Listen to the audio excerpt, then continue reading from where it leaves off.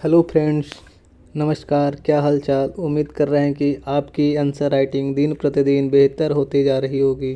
उसी कड़ी में आज का क्वेश्चन देखते हैं। संथाल विद्रोह के कारण क्या थे, उसकी गति और उसके परिणाम क्या थे। अब इसमें क्या लिखना है, संथाल विद्रोह का कारण लिखना है, उसके बाद उसमें परिणाम लिखना है, इसका स्वरूप क्या लिखना है कि उसका गति धीमा था, मतलब कम क्षेत्र में था या फिर ज़्यादा क्षेत्र में था, या फिर इसमें लोग मतलब स्थानीय था या फिर मतलब राष्ट्रीय क्षेत्र में था, ये भी देखना है। ठीक। संथाल विद्रोह के कारण क्या थे, उसकी गति और उसके परिणाम क्या थे। सबसे पहले एक छोटा सा भूमिका।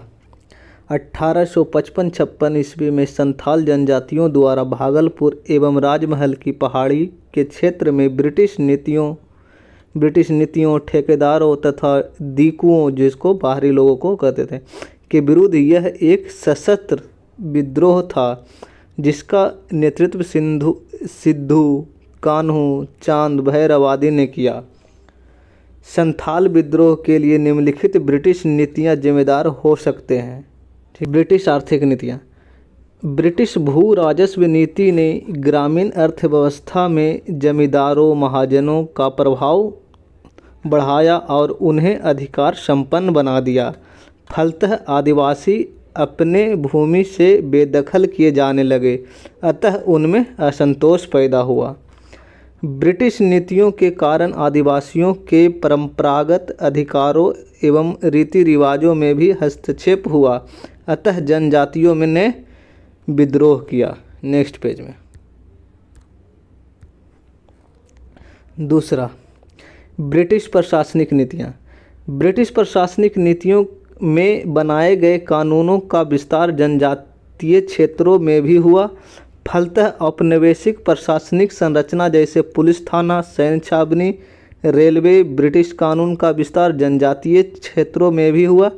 इससे जनजातियों को विस्थापित होना पड़ा और उनके स्वतंत्र जीवन में हस्तक्षेप हुआ, अतः उनमें असंतोष पैदा हुआ। ठीक है। नेक्स्ट, ब्रिटिश सामाजिक सांस्कृतिक नीतियाँ। ब्रिटिश सामाजिक सांस्कृतिक नीतियों ने जनजातियों के पारंपरिक धार्मिक विश्वास एवं रीति रिवाज में हस्तक्षेप किया।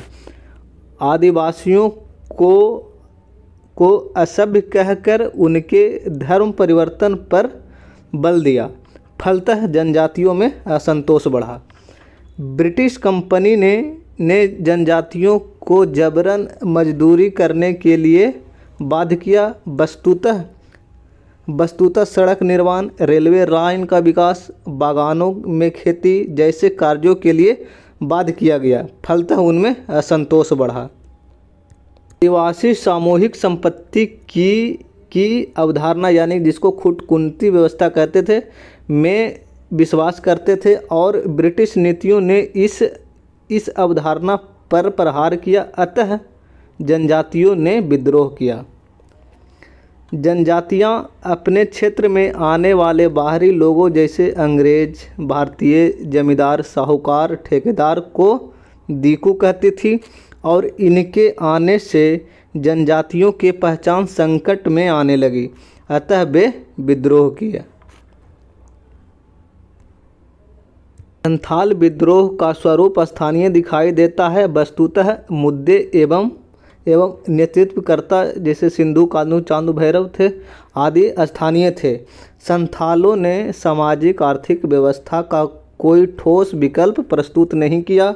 वस्तुतः वे वर्तमान में हो रहे शोषण से असंतुष्ट थे। इस तरह संथाल जनजातियों के अभिव्यक्ति को विद्रोह की श्रेणी में ही रखा जा सकता है, जिसकी तीव्र गति एवं हिंसक स्वरूप लिए हुए था। ये जो था क्या था, स्थानीय था, लेकिन इसका गति बहुत ही तेज था और यह हिंसक स्वरूप लिए हुए था। ठीक है। नेक्स्ट, संथालों ने पहले स्थानीय अधिकारियों के समक्ष अपनी समस्याएं रखी, किंतु समाधान न होने पर उन्होंने सशस्त्र विद्रोह किया।